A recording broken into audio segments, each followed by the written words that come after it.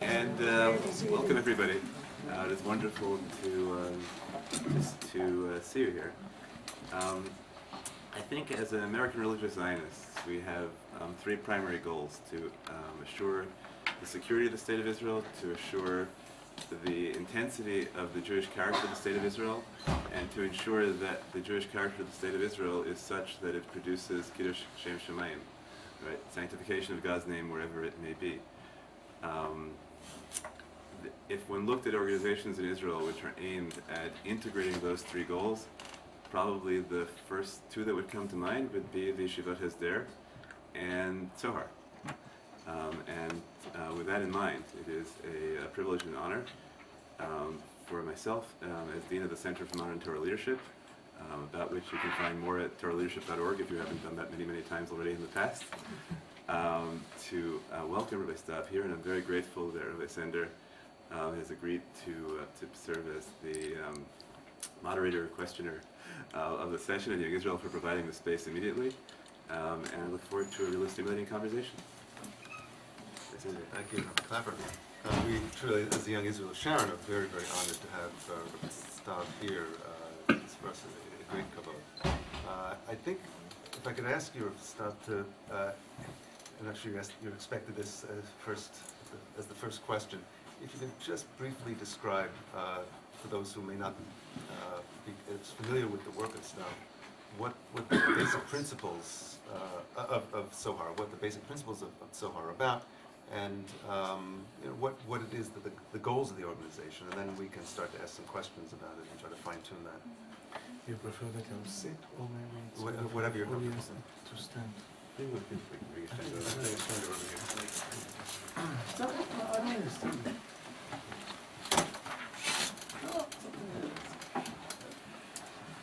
creates a kind of distance between me and the audience.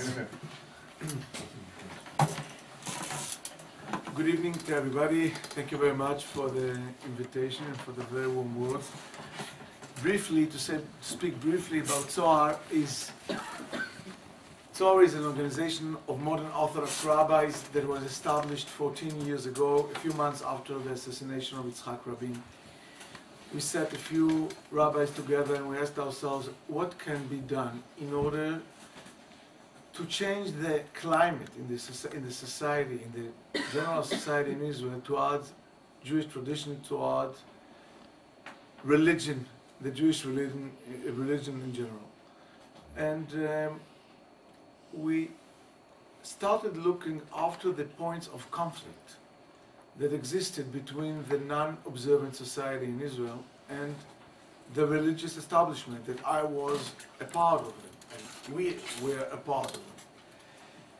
And we realized that maybe the most important issue that bothers and causes the Israeli society to be pushed away from being a part, from taking a part of the Jewish life, is the system that works in a coercive method, and people don't like to live in a place that forces them to behave in ways that they don't believe in. And we actually started to find the points in conflict.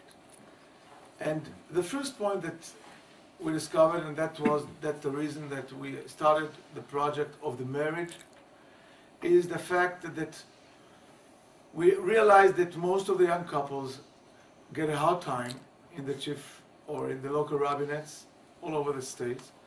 They come to get married, they are forced to go to certain places that it's not their priority to go there. They're forced to go there, and they are not treated in the way they should be treated according to our belief. And that's why we started with that project, sending rabbis voluntarily to hundreds, and now more than 2,500 couples a year are getting married through Tzohar. From the beginning of Tzohar, we made more than 70,000 Israelis, non-observant Israelis, and this became already a kind of a branding name of Tzohar. These are the friendly rabbis. Well, we would expect that every rabbi should be friendly, but that became a kind of a brand that people want to strengthen their connection to Judaism through these rabbis. I guess you ask yourselves not for the many times when you meet Israelis, especially non-observant Israelis, and you wonder how come they have no idea whatsoever about what Yiddishkeit is about. And compared to what non-observant people that are sending their kids to Jewish day schools, that know much more in compared to what Israelis know. I could give you just short two examples, Rav. Yeah, It's okay? I went to one of the classes last year in the high school of Shoham. That's the town where I'm the chief rabbi there. Town that has almost 20,000 people live there. And I went to the high school. Most of the people are not observant. It was a day of celebrating getting the identity card of the state of Israel. And the high school decided to bring the rabbi in order to explain what is the meaning of Jewish identity of the Jewish state. And the first question I asked the students, I stood in front of a group of 40 students, and I asked them, who knows what is Kriyat Shema? And if someone knows, could he recite one verse of that paragraph? And out of 40 students, there were only 2 that knew what it is.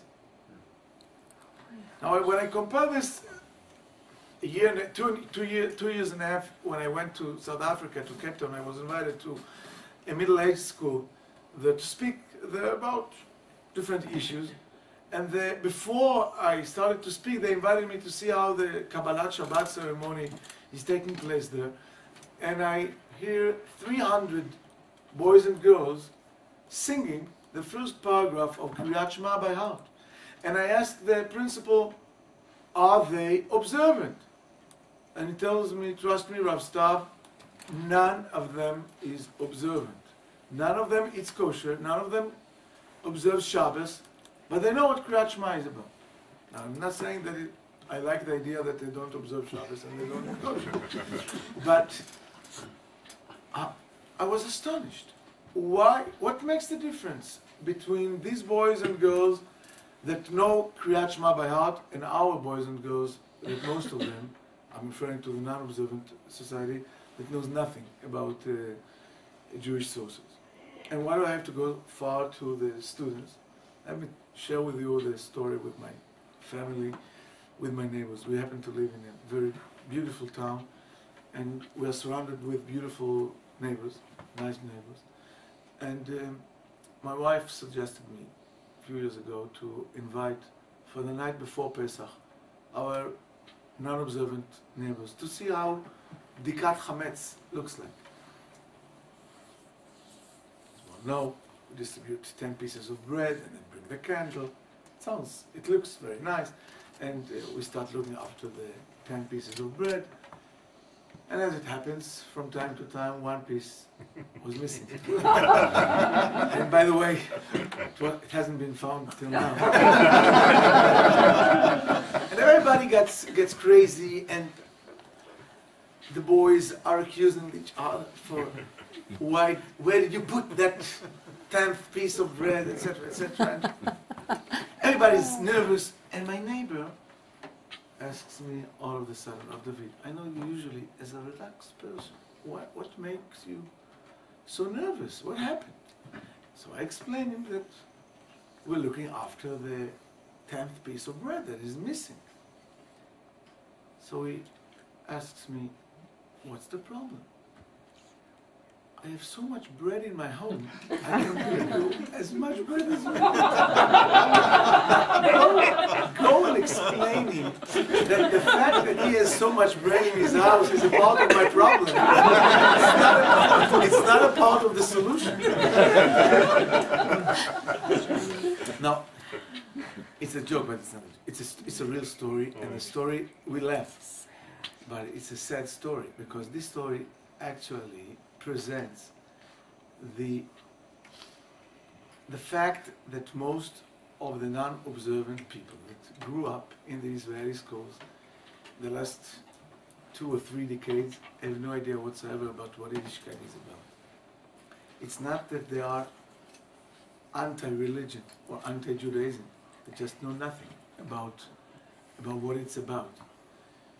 And we believe in Tzohar that a part of the reason of that is the fact that people felt that they don't want to be coerced, and that's therefore they decided that they don't want to have any connection with what religion represents, and therefore they don't want to be connected to religion and to Judaism. So Tzohar started working about this.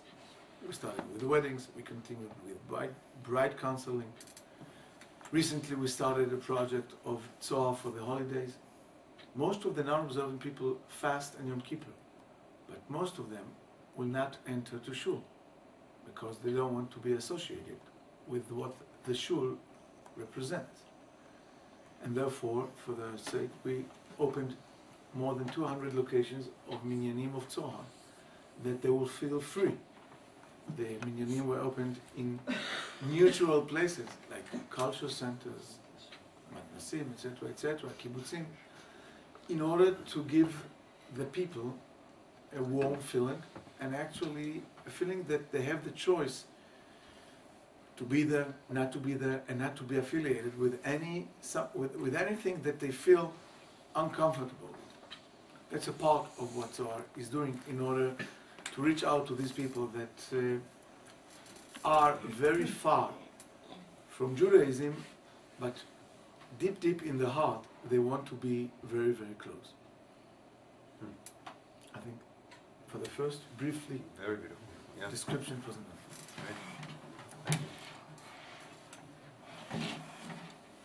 What we thought, like Klapper and myself, would be appropriate is if I could start our discussion with a series of sample questions that we could ask Rav Stav about Tzohar, and just take these as a beginning.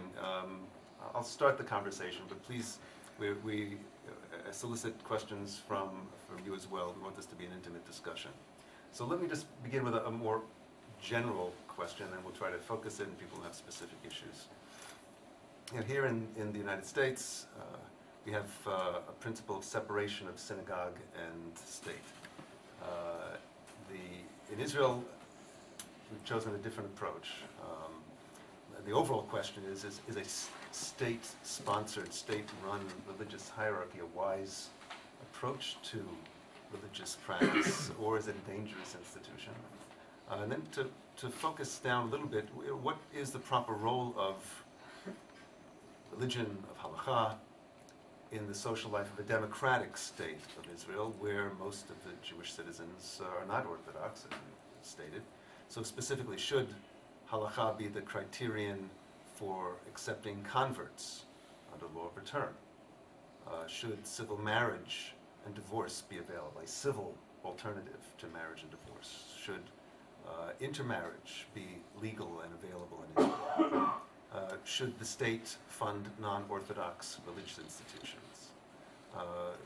These are the sort of general questions. If I could just focus it to, as the Rav brought out, the issues of marriage, and then the issues of identity in terms of conversion and law of return. If you can help us to understand what's happening in Israel, what the difficulties are, and how Tzohar sees moving forward in this. Okay. I want to refer to it in.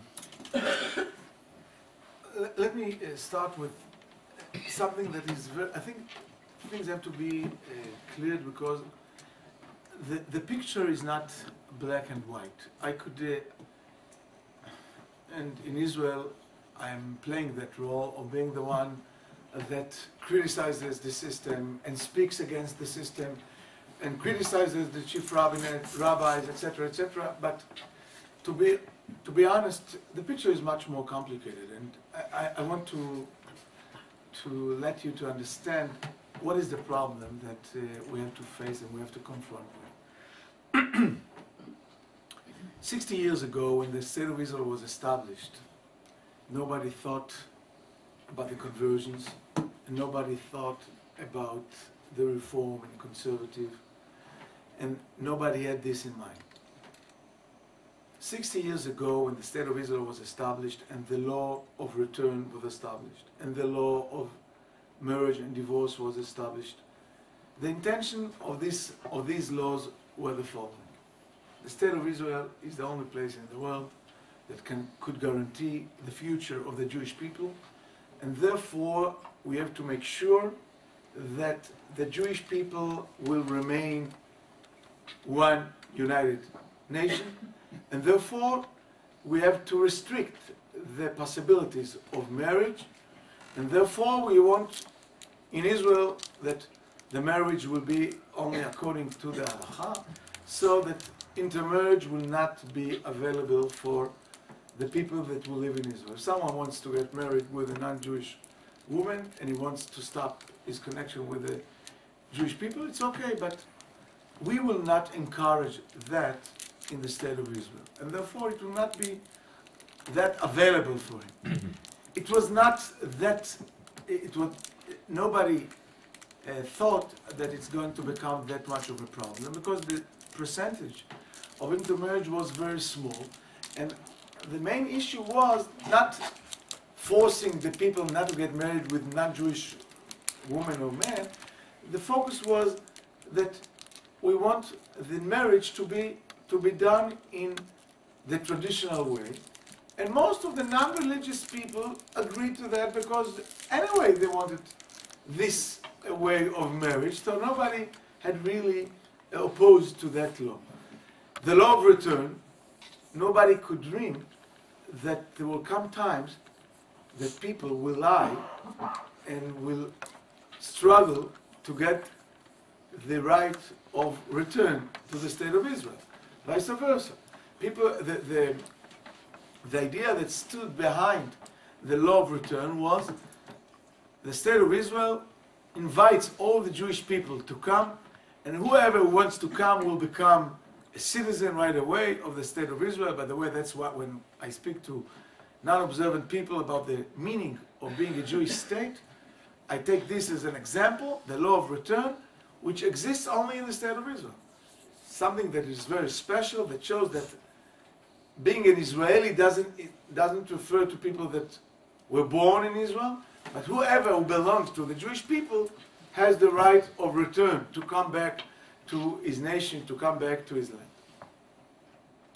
This was the beginning. And it was all done with good intentions, I'm sure. And the reason why the religious and non-religious people agreed upon that was because of the fact that everybody understood that we are a Jewish state, and most of the people have nothing against Jewish tradition. So why not to get married in the proper Jewish way? By the way, this was the law that was valid in the State of Israel before the establishing of the Jewish state. When the British ruled in the land of Palestine, whoever was Christian had to get married in the church, and whoever was Muslim had to go to the Qadi, and Jews had to go to the head of their religion, who was the chief rabbi. So it wasn't a dramatic change. It was actually a direct continuation of the situation that existed in the land of Israel before the establishing of the Jewish state.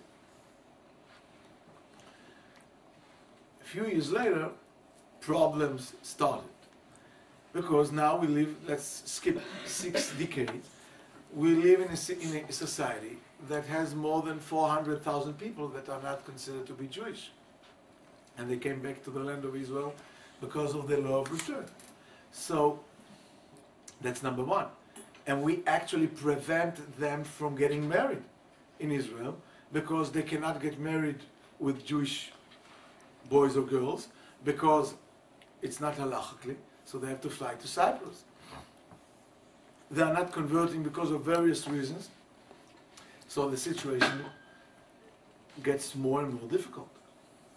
By the way, I must tell you that for us in Israel, that problem is more threatening the existence of Israel than the Iranian nuclear threat or the Palestinian conflict, because this breaks the society from the inner point of view, and this is much more destructive than all the threats from the outside.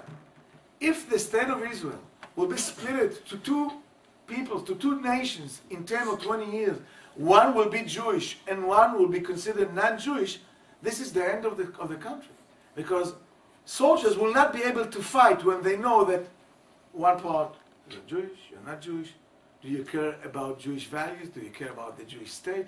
Or maybe you are just an agent of another nation that arrived by coincidence to the state of Israel.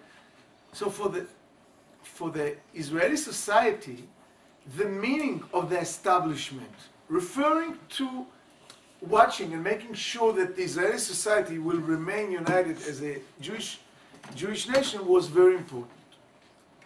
Suppose in Israel we would have copied the American model of separation between religion and state. Everybody would convert as he wants, everybody would have get married as he wants. The result in the end of the day would have been that we would get, after 20, 30, 40 years, two nations. There would have been one nation that would be traditional or Jewish nation, traditional, observant, and non-observant that want to remain Jewish. And the second part, I don't know how to measure the numbers on the percentage, that will be not conservative or reform. That's not the problem. And the second part, that would be not Jewish, because they don't want to convert, they don't care about intermarriage, etc., etc., and then we'll have two nations. Now, when here in the States, you can have a big diversity of communities and rabbis from all sides and from all sorts. It's okay, because you don't have to fight for your existence. You don't have to be united in order to keep your community. But in our state, in Israel, if we want to keep our nation as one united nation, we won't exist. So that's the difference. Now, I'm not saying that there are not troubles because of the establishment. As I mentioned before, there are many troubles. And the fact that the religious establishment is governed by Haredi politicians, they don't care about Klal Yisrael, but they care only about their certain group of people. That's a problem. But it's a big problem. But this doesn't mean to say that the entire system is wrong from the beginning, or maybe we should make a few changes in the system that will open the gates of the establishment to winds that are not here there now. And I think this is the main problem too. Follow this up on that? Yeah, I guess so I would push and say, why? First of all, the current situation hasn't prevented it didn't prevent, despite having a chief rabbinate, it didn't prevent the influx of a large number of people who aren't halakhically Jewish, and it's not clear to me. It's not clear to me why, how any continuation of the chief rabbinate is going to solve that issue.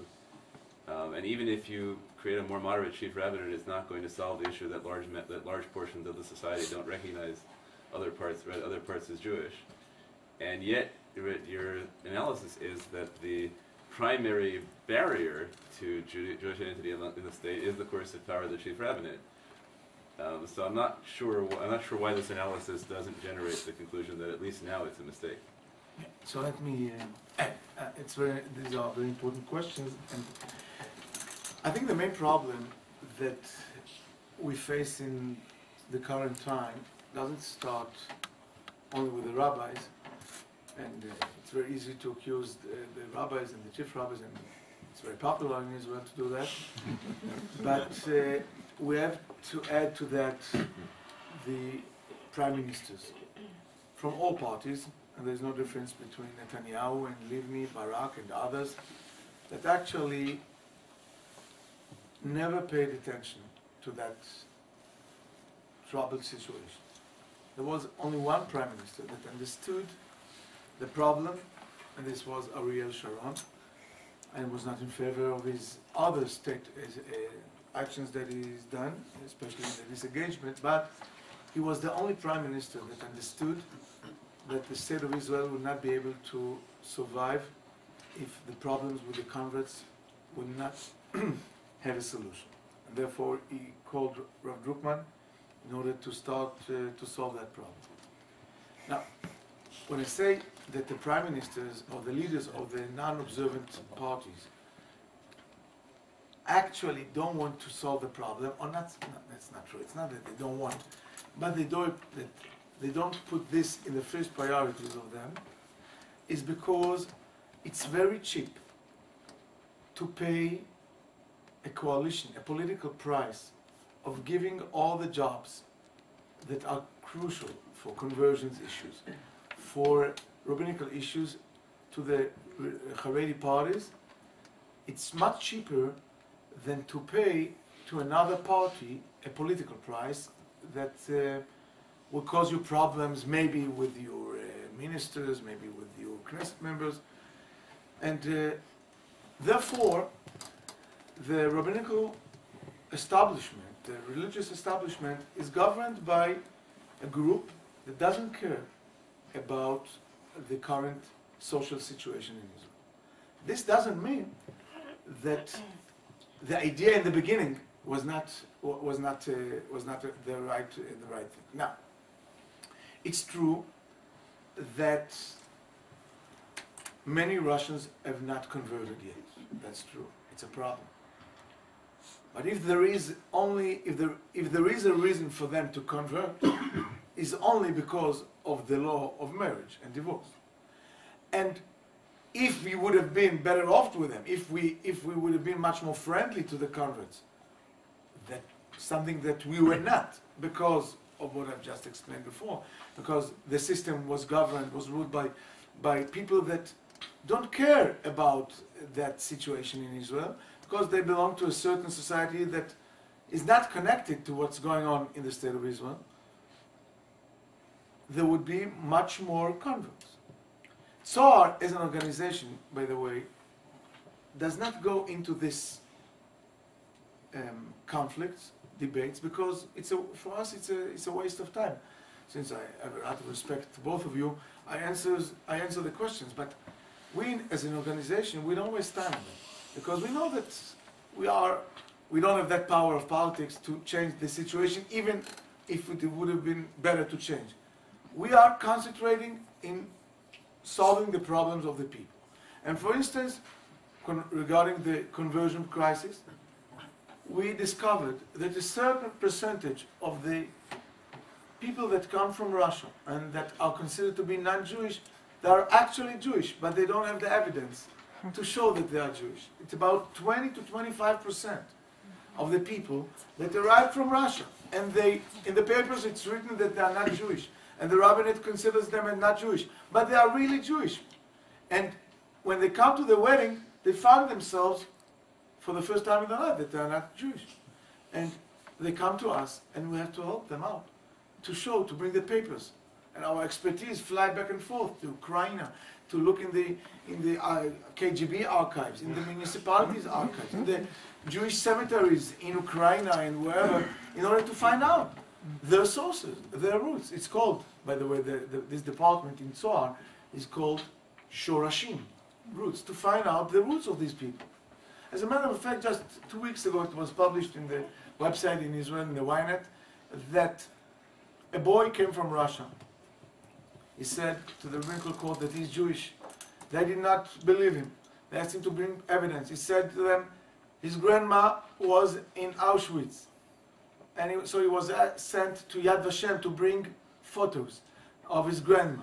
And he brought them. And they said to him, it's not enough.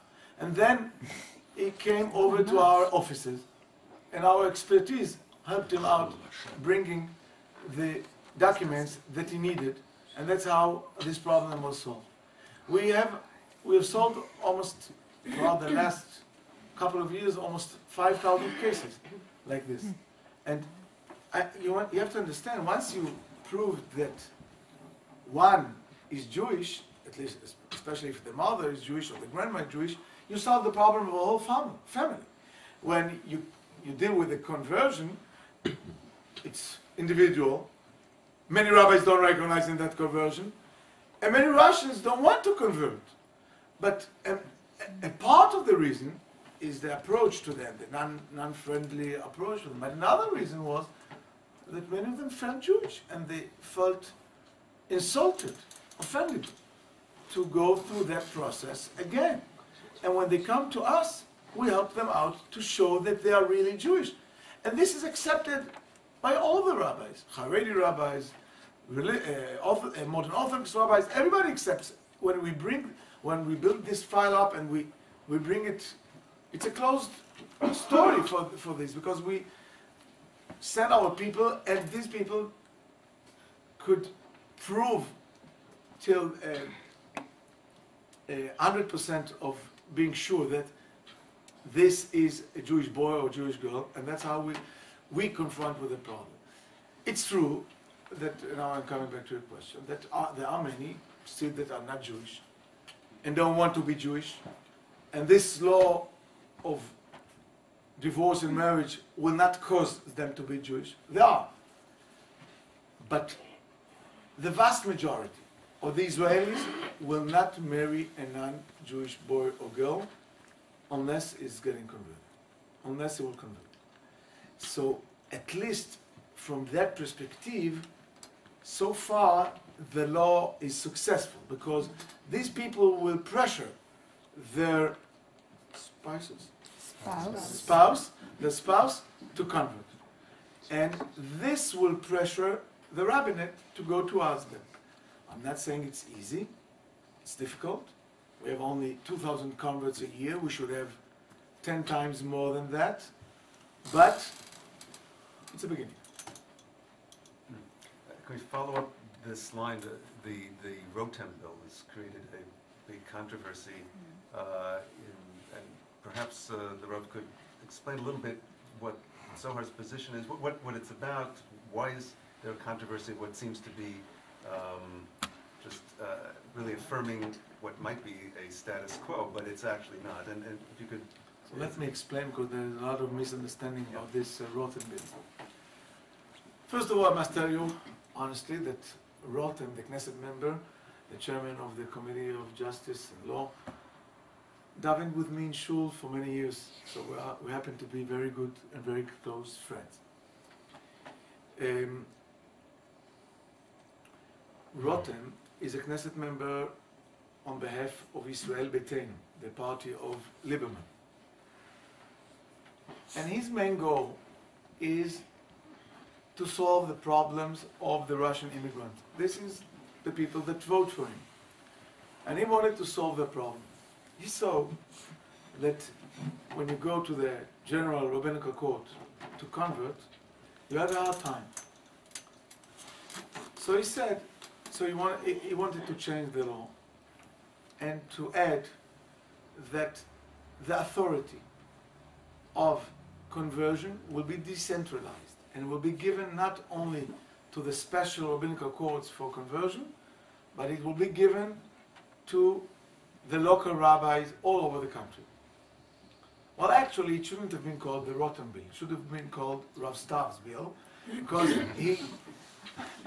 he basically wanted me to take the responsibility for this conversion. Me and a few other Tzohar rabbis that happened to serve in the local rabbinates, and they expected us to be a bit more flexible with the conversion. This was the reason why the Haredi parties were opposing that bill in the beginning, because they said, we know these rabbis and we don't want them to make the conversion. And then the law was stuck. After long negotiations with the Haredi parties, with the chief rabbi, Rav Amar, they came to a compromise. The compromise was that the local rabbis will have the authority to make the conversion, but the conversion will be under the general responsibility of the chief rabbinate. And then the Reform, the Conservative, and American federations stood up and said, no, we don't want this to happen, because this changes the status quo in Israel. Because it's for the first time in the Israeli history, you give the responsibility, the official responsibility, to the chief rabbinate. We said to both sides, if we mean it seriously, l'shem shamayim, we should take a decision that nobody will gain from the law, from the new law, and nobody will lose, and the poor Russians that have to and that want to convert will get an easy solution. So we said to the Reform and to the conservative leaders, I spoke with many of them, what bothers? You are afraid that your conversion, if you make it in Israel, because it had no influence on the conversion in the States, but it referred to the conversion in Israel. You are afraid that the conservative or the Reform conversion will not be recognized. Number one, it's not recognized now anyway. But you say that it's only de facto not recognized, and now it's for the first time is not recognized legally. I understand that position. So let's add to the law that what we mean by saying under the chief rabbinate responsibility will refer only to the law of marriage and divorce. That this is according to the law under the chief rabbinate's authority. Because even now, legally, it's only the chief rabbinate that approves you if you are Jewish or not for the meaning of the law of marriage and divorce. So let's add that to the law, and then the chief rabbinate will not gain anything from this, and you will not lose anything. I suggested this in a few debates in the radio and other places, and the Reform leaders said, okay, it sounds reasonable. But, you know, politics is not the area that I'm an expert in. And it got stuck somewhere. I know that in this time, in the current time, there are discussions, negotiations about this compromise, the additional part that I suggested, and we in Tzohar suggested then. And we hope that sooner or later, everybody will understand that it should not gain from that struggle, because from the current situation, there is only one group that gains and one group that loses.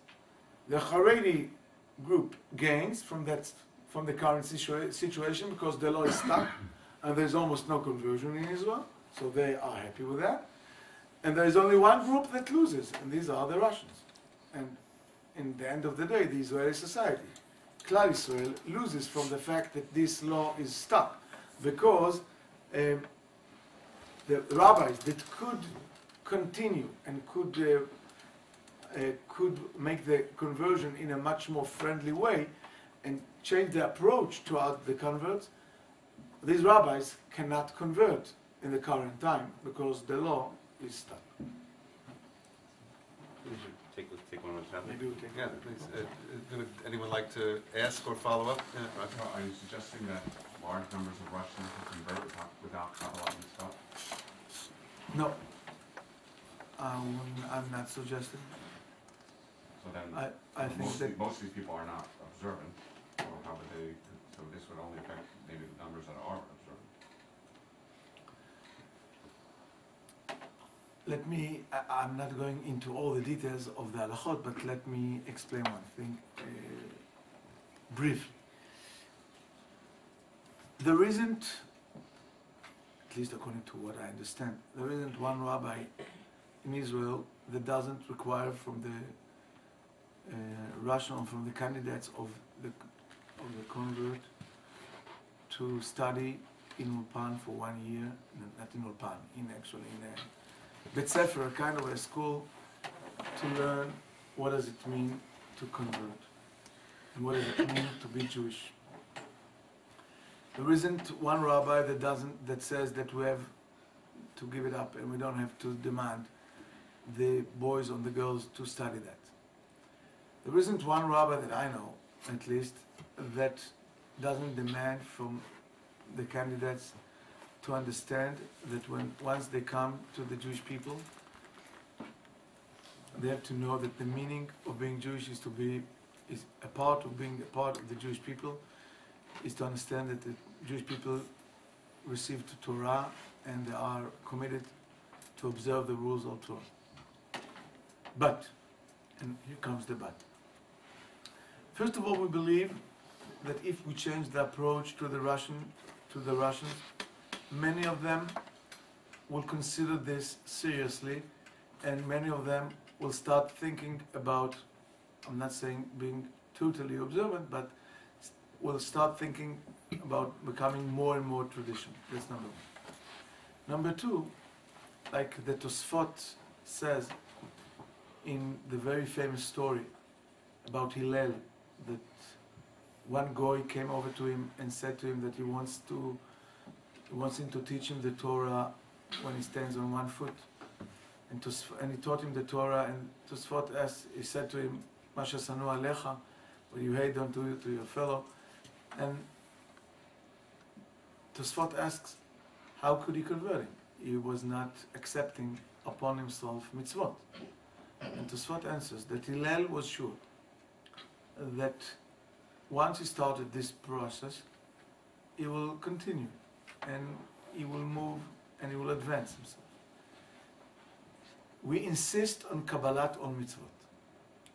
We don't think that we have to see right away after the conversion that this Russian boy or girl became totally frum right away.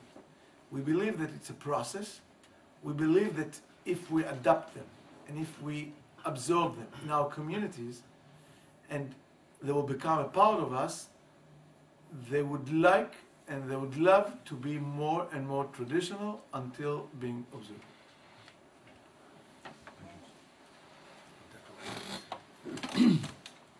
It's always seemed to me that in addition to the institutions of government and the institutions of the Rabbanei, another important institutional player in this terribly difficult picture is the army.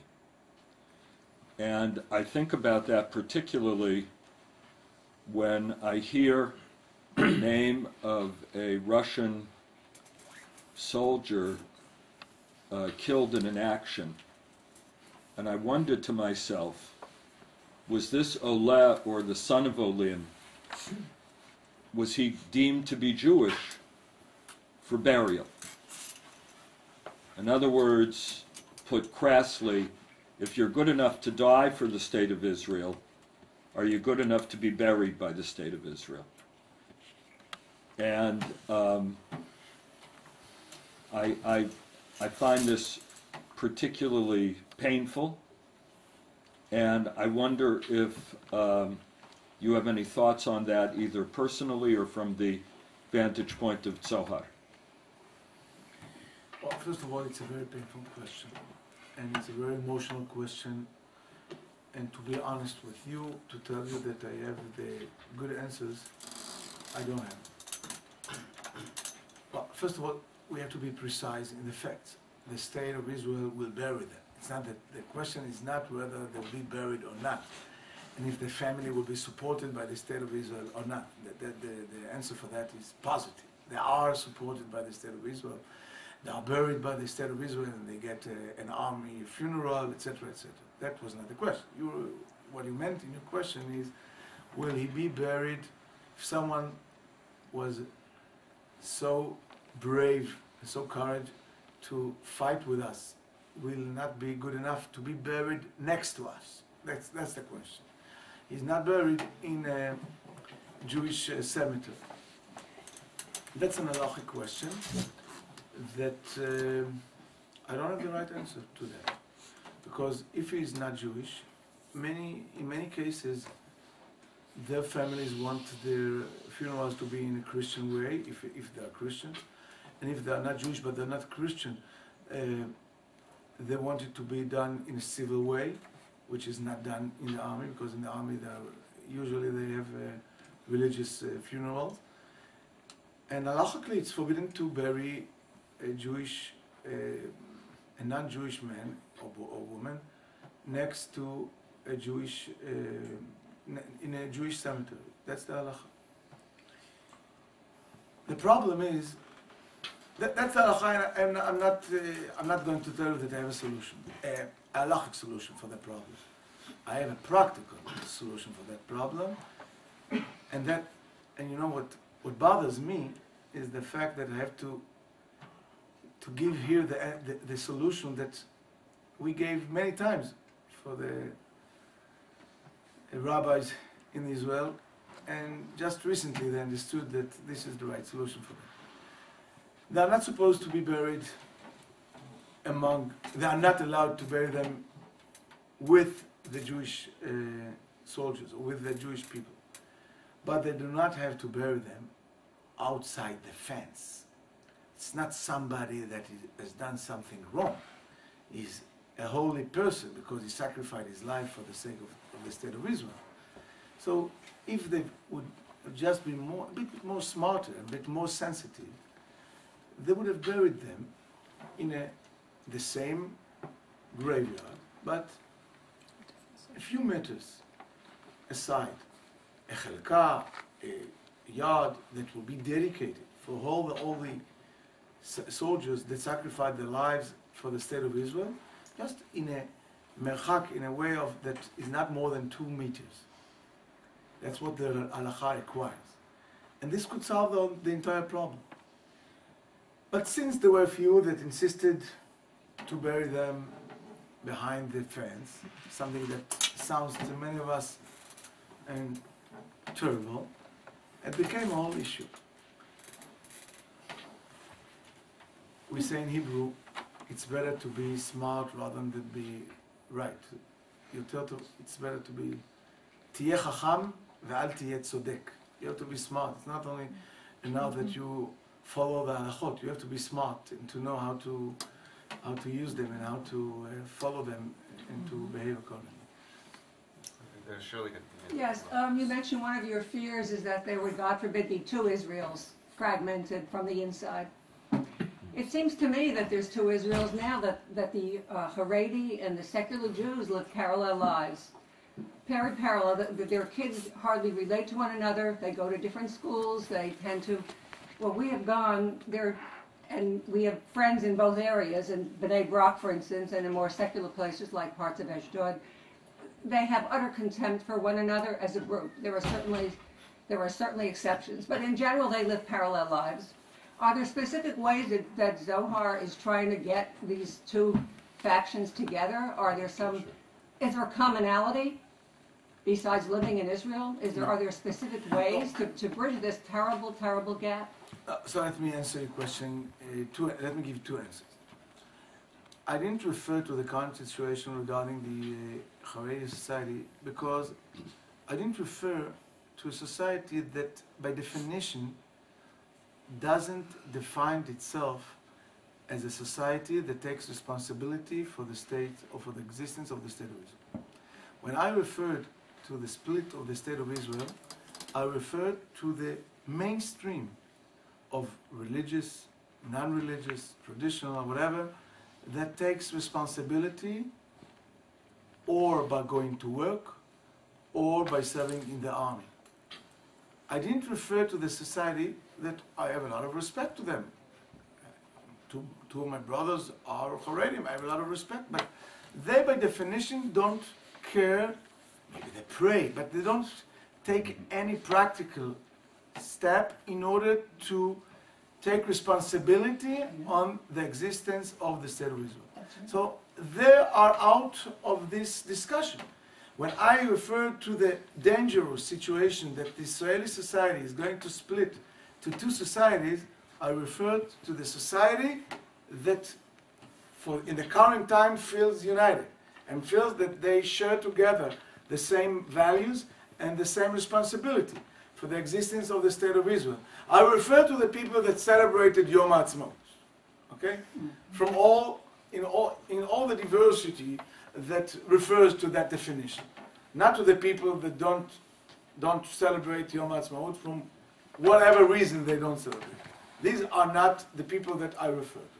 And among them is the danger that I spoke about. Now, do we do things to bridge? To be honest, Tzohar is working especially with a non-observant society.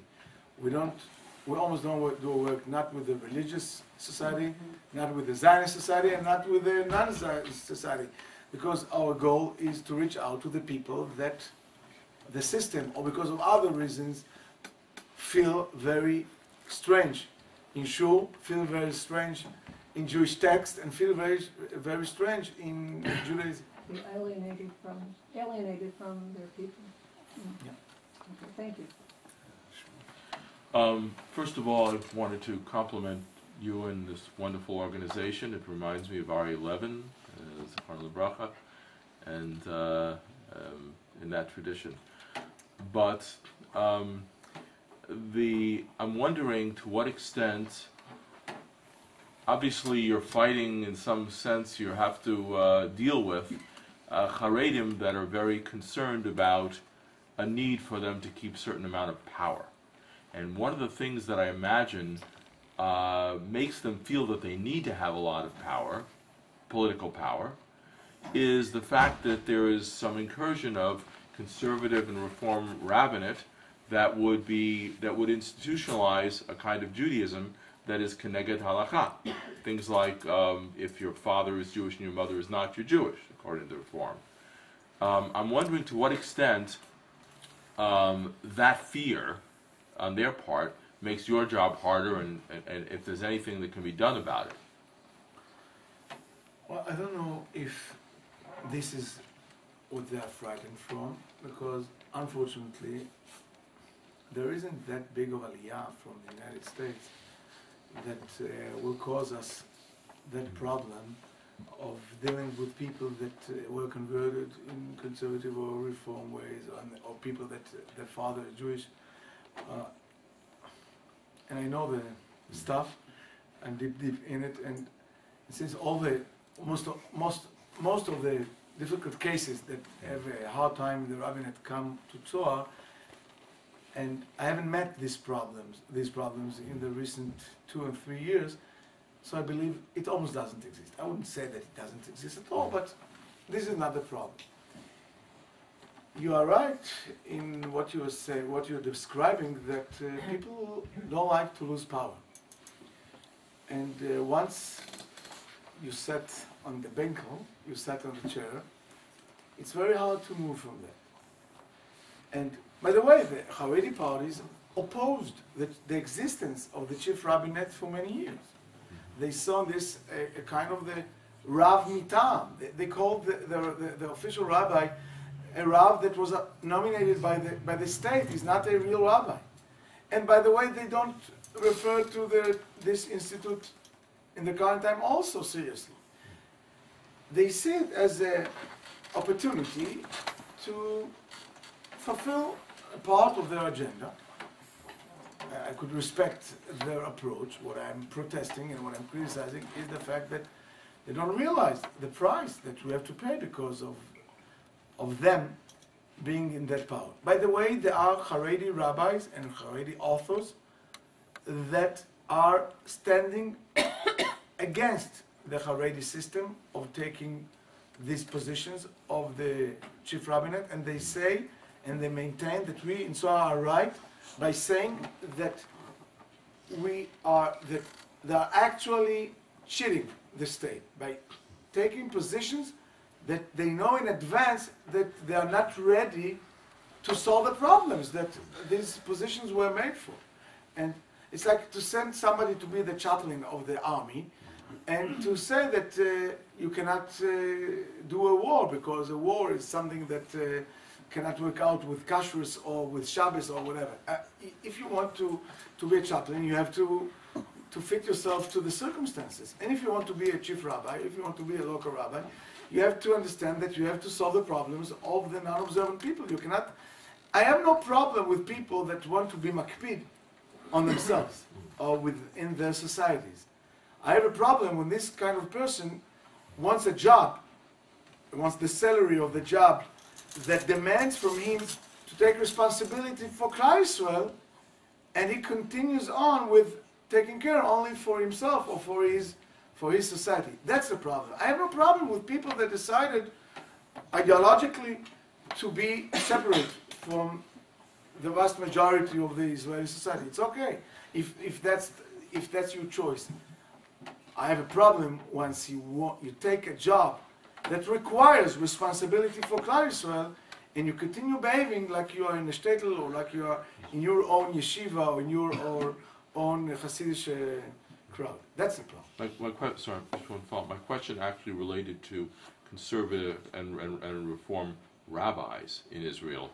If that's a problem, I don't It's know not if a it is. problem because they nearly don't exist. There are about 20, 30 rabbis all over the country. And So it's that's not not a a problem. major factor then. If you go to the chief rabbinate and ask them, are you afraid from the conservative or reform rabbi? They will ask you, what are you talking about? That's not the fear. Nobody counts them. Unfortunately, I would be more than happy if there would have been in Israel 1 million Jews that would come, that would make Aliyah from the States, and they would be conservative. I would be more than fortunate. Alevai. But it doesn't exist. So my impression is another point of conflict, which will be considered by the not religious coercive, is public enforcements of Shabbat. Do you have dialogues with non-religious people over the importance of this, or what kind of accommodations would be mutually beneficial?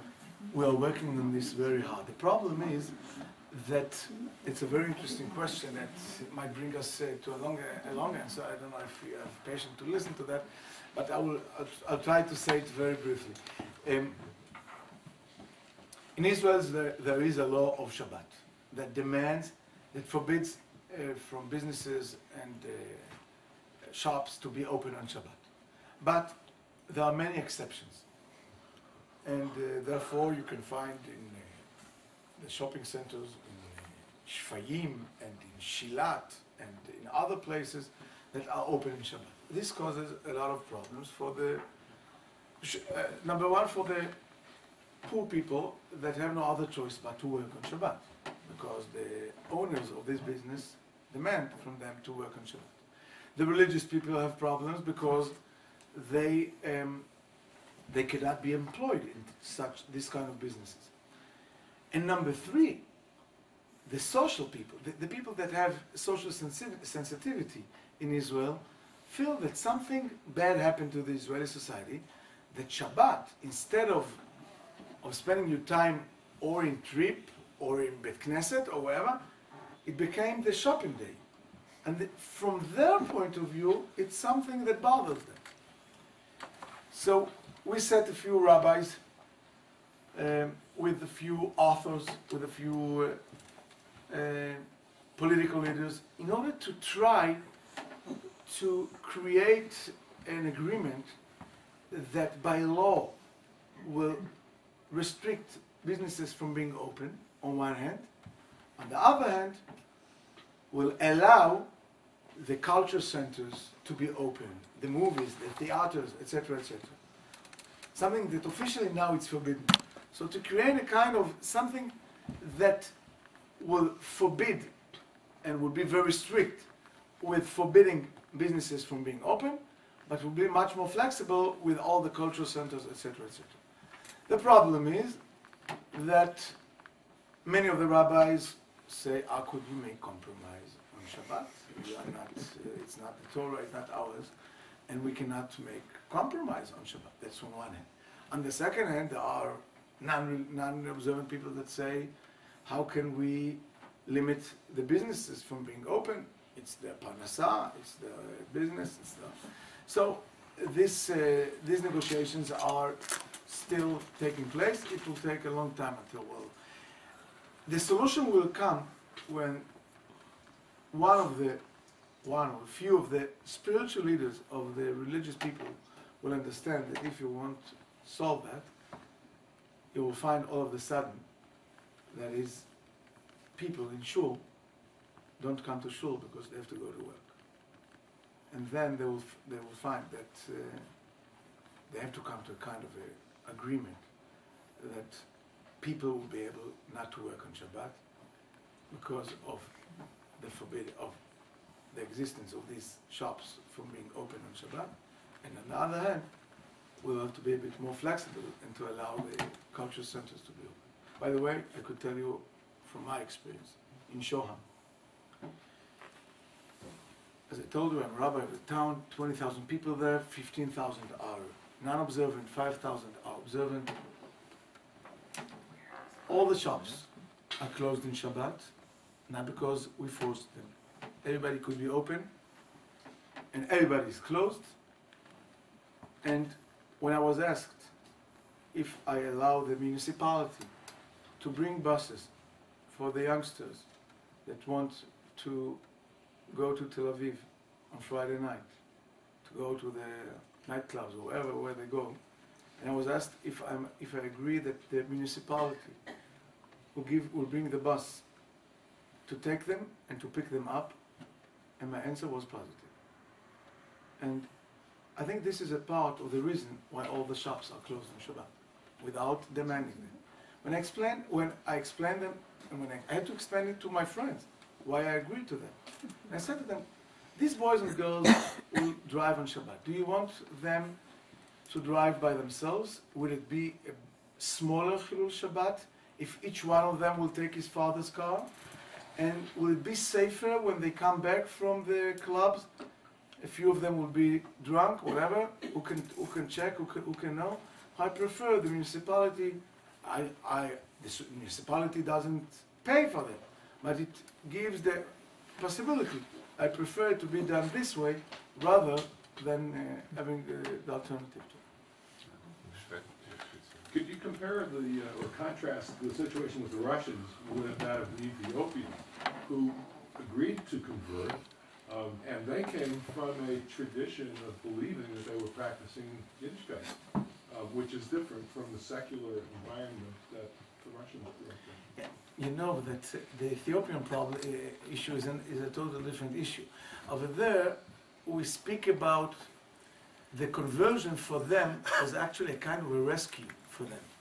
Because if they would not have been required to convert, they most probably would have been considered to be mamzerim, most of them. Because halachically, the Ethiopians got married properly.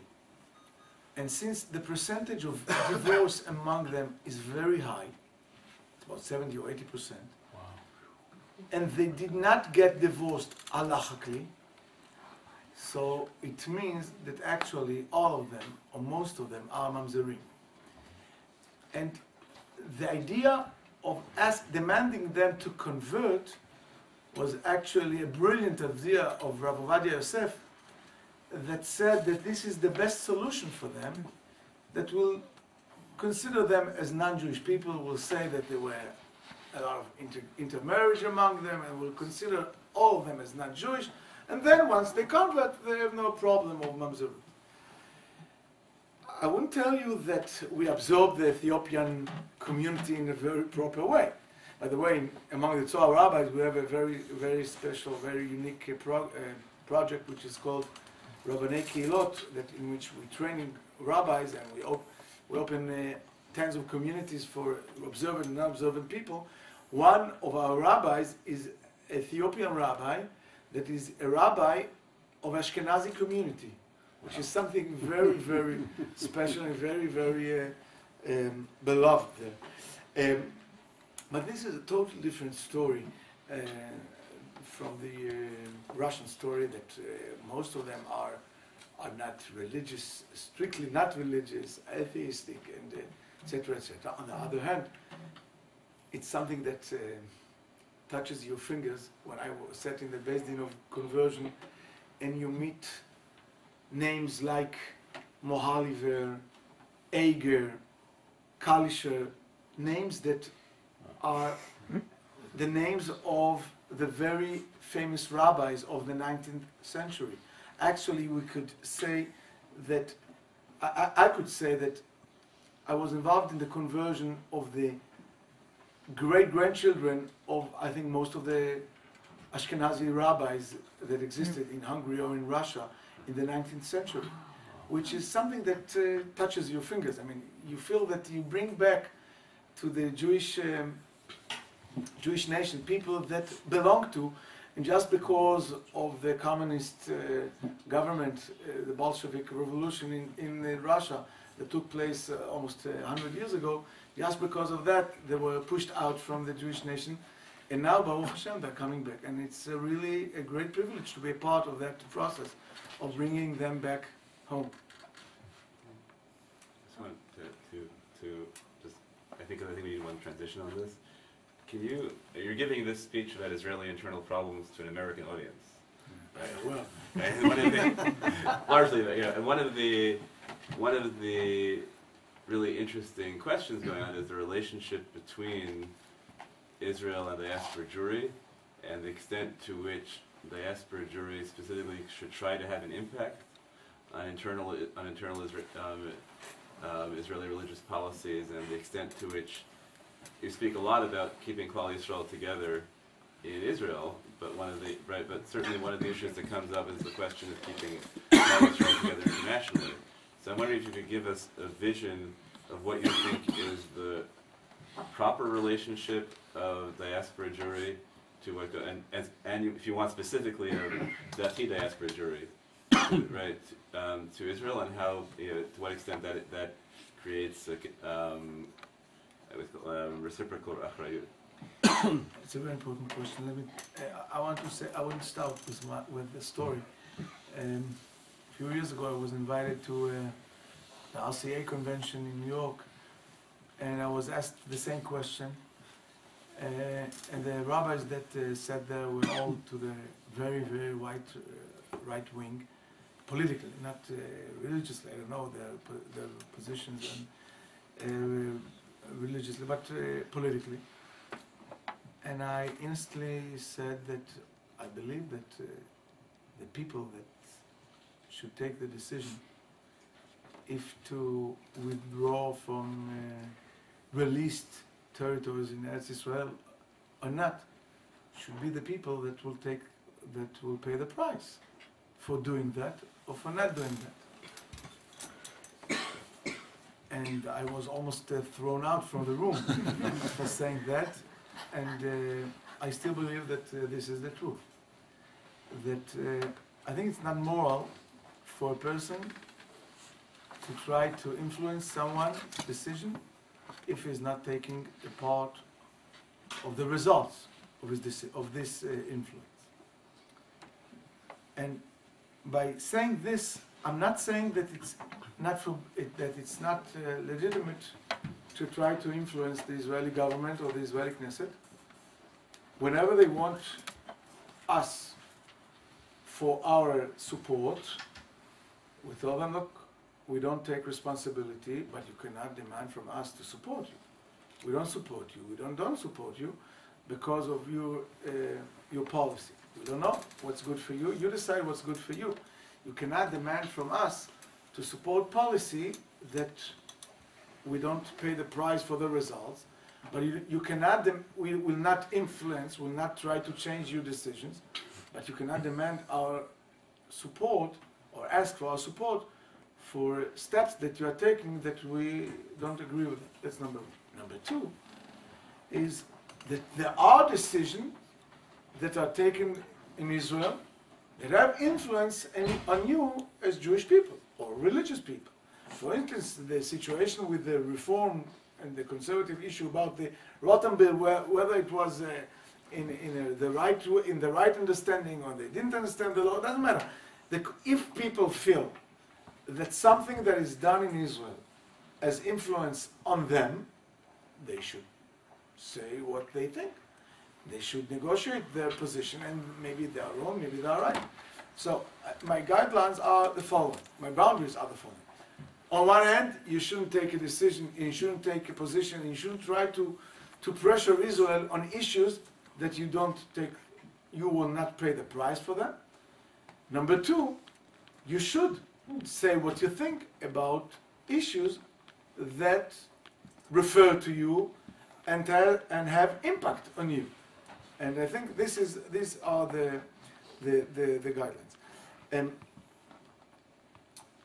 I would dare to say that I expect this from us, from the Israelis as well.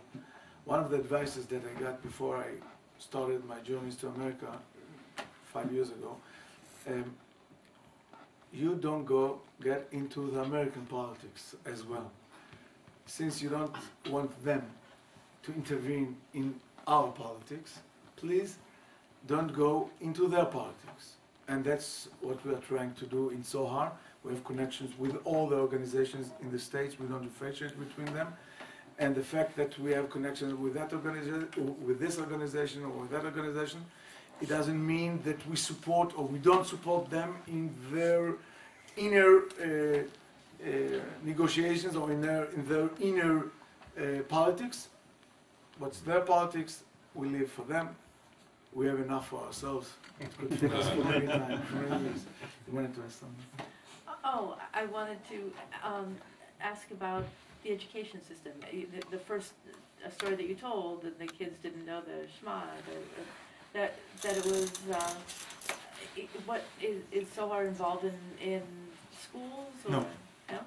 Tzohar is not involved in schools because one of the main ideas of Tzohar is to work on issues that you have to use very, very little resources and having a great impact. And to change the educational system is something that is so complicated and demands and requires tremendous budgets that we don't have. And that's one of the reasons why we don't do it. And we believe that the educational system is a part of the environment, is a part of the climate that exists in the Israeli society. And if the climate will be changed, we believe that a part of it will happen also. One of our rabbis is working hand by hand with the Minister of Education, Gideon Saar, works with him and he has a lot of influence on him. But that's on a personal basis, not as an organization. Yeah, we have 5 minutes left on the tape, so not to. It's a very quick 1 minute question. How many someone had a question, but I'm sorry. How many Modern Orthodox rabbis are there in Israel? I'm thrilled to hear that there's Modern Orthodox. I've only known that there was Haredi and secular. How many are there like we you? have in the Tzohar organization more than 600 rabbis Beautiful. volunteering and more than 400 women volunteering. That's wonderful. The women volunteer as bride counseling, the rabbis volunteer as making the weddings. Thank you. Was it another one? This has been I think a suitably complex, deep, subtle, and wise discussion. We're really very grateful to Rav Stav for coming out here on this, let's say, Shabbat. It's for me personally, it's gratifying and exciting to know that there's an organization like Tzohar that represents a compassionate and sane approach to Torah. And we really wish Rav Stav and the Rabbanim of Tzohar tzlacha in every way. And we offer our support without seeking influence or pressure in any way. But from a distance, suitably so. We are very supportive, and in any way that we can support Tzohar, we look forward to doing that as well. I'm very grateful to Rav Stav for coming out tonight. Thank you. Thank you.